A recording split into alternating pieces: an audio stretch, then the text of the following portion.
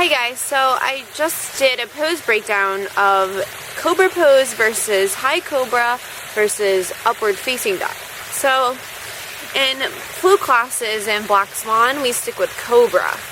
And in power classes, which is more advanced, we do upward facing dog.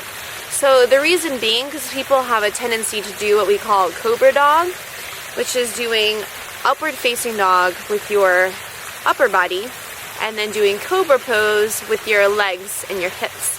So this is to show you the difference in how to do it correctly. So when you do Cobra dog, which is a no-no, it can really hurt your lower back. So we want to steer clear of that. So when you're in upward facing dog, the only things that are touching the earth are your hands and the tops of your feet. So your knees are off the ground and your hips are off the ground, okay? So this is to show you how to correctly do it if you decide to go to a power class here, or just in general, whether you're in Austin or not. It's good to know because safe yoga is good yoga, okay? See you guys later. Hi guys, so today we're going to talk about the difference between Cobra and upward facing dog. So at Black Swan, we usually do Cobra for our flow classes and then incorporate upward facing dog for our power classes, because a lot of people tend to go into Cobra dog and it's pretty unsafe. It can really hurt your lower back. So I'm just going to explain the differences between the two and help you understand why we just stick with Cobra in a flow class. Okay. So first we're going to start off in Cobra. So just come laying on your bellies.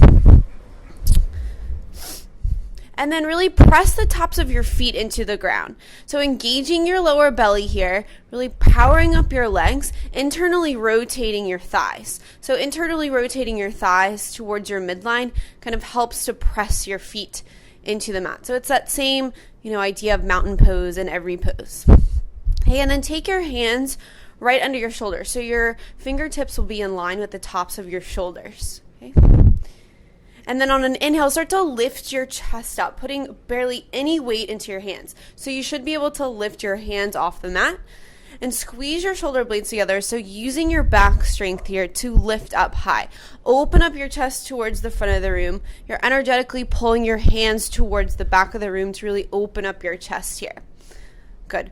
Remember to keep your lower belly engaged here. See if you can come up a little bit higher. One more deep breath. Good, and slowly come back down.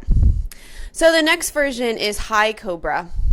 So this is one step closer to upward facing dog.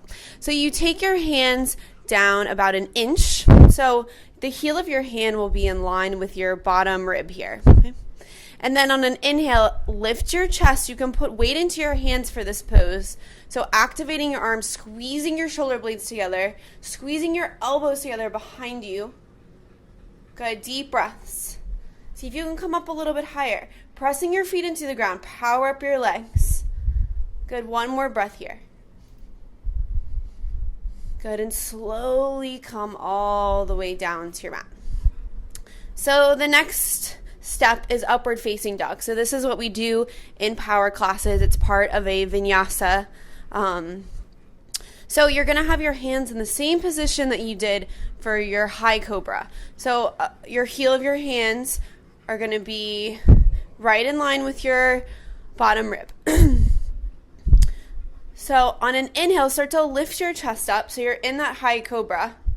And then press into your hands, press into the tops of your feet, lifting your knees off the ground, lifting your hips off the ground. So the only thing that's touching are your hands and the tops of your feet here. So shoulder blades together on your back, shoulders away from your ears here. Good, so this is upward facing dog. Again, only things that are touching are your hands and the tops of your feet. Okay? And you can slowly come down to your bellies. So this is the difference between Cobra and upward facing dog. So just see which version works better for you. Make sure you're doing it well and safe. And I hope to see you guys in the studio soon. See you later.